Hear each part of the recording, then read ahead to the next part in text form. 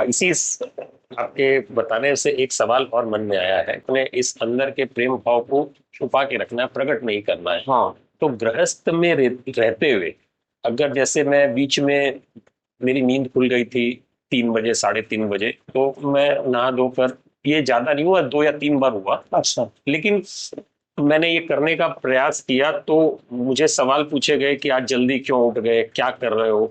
तो इसको घर में ही कैसे छुपाया जाए? हाँ, अब जैसे है कुछ चीजों को तो हमको बाहरी जो है प्रकाशित नहीं करना है। कुछ चीजों को जैसे हमारे अंतर मन में क्या चल रहा है, चिंतन हमारा प्रभु का चल रहा है, ये तो कोई नहीं जान रहा है। हमारे अंदर में तो कोई स्कैन तो हमको करेगा नहीं, पर बाहरी वाले में जैसे थोड़ा होता है तो उनको, अब जैसे सुबह हम उठ गए आप 3 बजे और वो बोले अरे 3 बजे उठ करके क्या, कुछ नहीं, देखो थोड़ी नींद नहीं आ रही है ठीक से। साधक को साधना छुपाने के लिए झूठ बोलना चाहिए, ये झूठ मंगलकारी है। अब कैसे, नींद नहीं आ रहा है। और दूसरा, ब्रह्म मुहूर्त में सब जगह हमने तो सुना है, सब संत भी कहते हैं और सब शास्त्रों में भी वर्णन है कि ब्रह्म मुहूर्त में जगना चाहिए।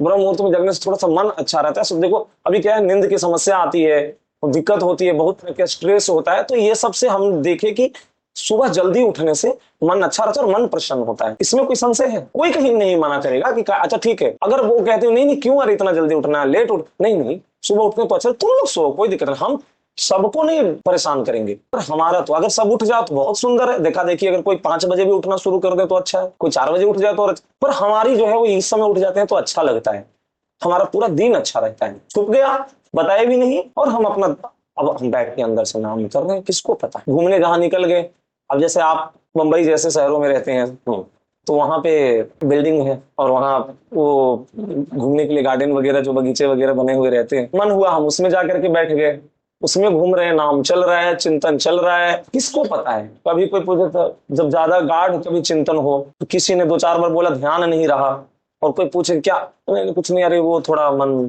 तबीयत थोड़ी सी ठीक नहीं, क्योंकि प्रियालाल के प्रेम में मन की ही स्थिति ठीक नहीं होती है, ये प्रेम ही ऐसा है। तो इसको छुपाएं। हाँ, अब जैसे कंठी धारण किए हुए हैं तो छुपाने की जरूरत नहीं। हाँ भाई, ये तुलसी माला धारण करना चाहिए, शरीर पवित्र रहता है, कंठी धारण करना चाहिए, तिलक लगाना चाहिए, इसमें कोई निषेध नहीं है, इससे हम थोड़े कोई संत बन गए।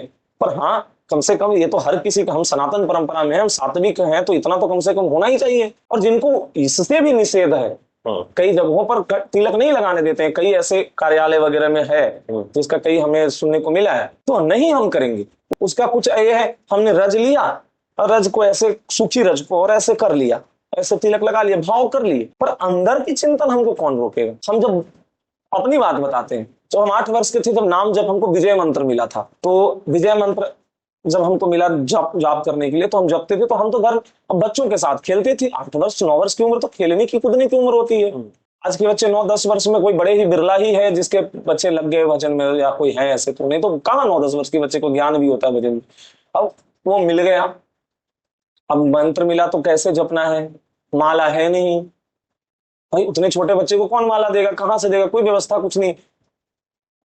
तो हमें जैसे काका गुरनौर भी, जो संतों की, अयोध्या से संत आते थे तो उस समय काका गुरु हमारे जो थे उनके पास, तो वो मिल, तो उंगली पे ऐसे ऐसे करके इसको इसको जपे तो ये 12 हो जाता था। इसको 9 बार रिपीट कर दिए तो कितना हो गया, 108। 108 हो गया। ऐसे कर करके अब बच्चों के साथ खेल रहे हैं और वहां पे बैठे, जैसे किसी वृक्ष आदि के नीचे बैठे हुए और हम अपना उंगली पे। अब कई बार बच्चे तो पूछते हैं ना, क्या कर रहे हो तुम यहाँ पे अकेले बैठ करके, ऐसे मन में ऐसे क्या कर रहे हो। ऐसे बच्चों की ऐसी होती, बच्चे बहुत जिज्ञासु होते हैं, वो पूछते हैं तो नहीं कुछ नहीं, अरे वो ऐसे जोड़ रहे हैं, वो कितना मतलब हमारे पास अभी है पैसा, हमने जमा किया है, ऐसे कह के बहाना। क्रिकेट आदि जैसे खेल, चाहे बच्चों के चाहे कोई और भी खेल ऐसे चल रहा, तो हम जोड़ रहे कितना रन बना है, बहाना। जब भी मौका मिलता था, तो क्योंकि हमको दिनचर्या में जो हमको दिया गया था कि इतना नाम, इतना माला कम से कम पूरा करना है, तो वो करना होता था। जब कितने छोटे बालक को ऐसे दे दिया, काका गुरु ने चलो तुम करो, क्योंकि हम बैठते थे जाकर के, भागवत जी का जब कथा वो करते थे तो वहीं पे बैठ के स्वाध्याय हम सुनते थे, बचपन से ही भाग के जाके ठाकुरबाड़ी में सुनते थे बैठ कर, क्या दोपहर में स्कूल से भाग के। इसके लिए बहुत पिटाई होती थी हमारे घर पे, हमको बहुत पिटाई हुई है कई बार कि स्कूल से भाग करके आखिर कथा सुनता है और ये स्वाध्याय करने का प्रयास, तो ठीक है, पर आनंद हमको वही आता था। अब कृपा कहिए जो कहिए, तो तरीका है छुपाने का। मतलब 8-9 वर्ष की बालक को छुपाने का पता है। काका जी ने कह दिया था नहीं, किसी को उजागर नहीं करना, तो नहीं किया उजागर किसी को। माता पिता को भी नहीं अपने बताया कि हम नाम जप करते हैं। माता को खाली उनको ये पता कि ठाकुरबाजी में रोज जाकर बैठता, पिटाई होती थी, डांट पड़ती थी, ये ज्यादा पूजा पाठ करने में दिन रात रहता है, ये तो पता है। अब ब्राह्मण परिवार में तो ये तो है ही है, ये तो चलता ही है, पर आंतरिक क्या है वो किसी को पता नहीं है। माँ भगवती की जब सेवा में आए, काका गुरु जब पधार गए, तो फिर माँ भगवती की सेवा हो गई।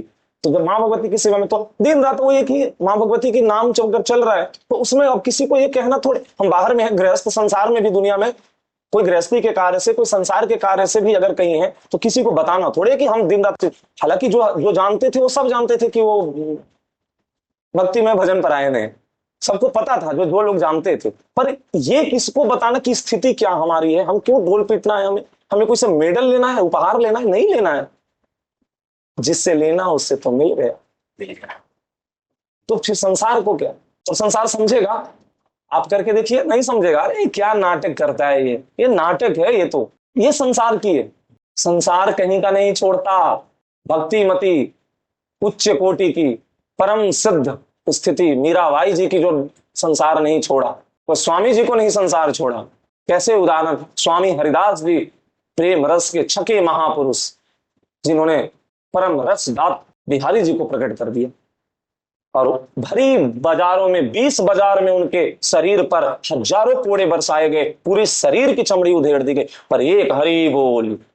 हरिदास जी, संसार को हम रिझाने नहीं बैठे हैं, जिसको रिझाना है उसको रिझा लिए तो काम बन गया। ये संसार कभी आपसे तृप्त हो जाए तो बता दो, कभी हुआ? आप कितने को खुश कर सकते हैं? जब तक आप करेंगे तब तक खुश रहेगा, फिर थोड़ा सा आप उससे थोड़ा सा मुख मोड़ लीजिए, फिर देख लीजिए उसकी रंग। तो संसार कभी तृप्त नहीं हुआ है और नहीं खुश हुआ। संसार को रिझाने में कोई लाभ भी नहीं है। लाभ तो यही है, इसको रिझा के निकल जाइए तो लाभ है, संसार के रिझाने में लाभ नहीं मिलेगा।